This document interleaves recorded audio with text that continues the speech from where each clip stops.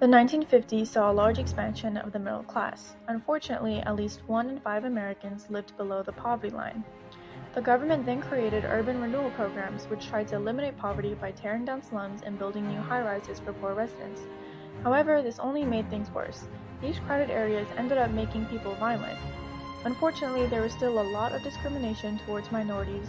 For example, in 1958, African Americans' salaries, on average, were only 51% of what whites earned. After World War II, the government launched a program to bring Native Americans into mainstream society. The termination policy made Native Americans subject to the same laws as white citizens.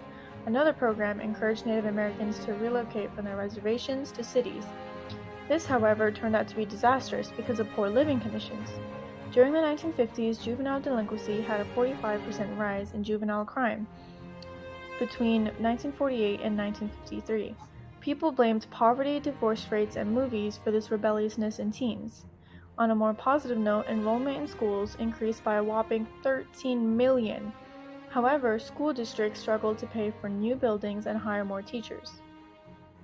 When the Soviet Union launched Sputnik 1 and Sputnik 2 in 1957, it caused more panic about education. People feared for the nation's youth and began to put more effort towards improving education.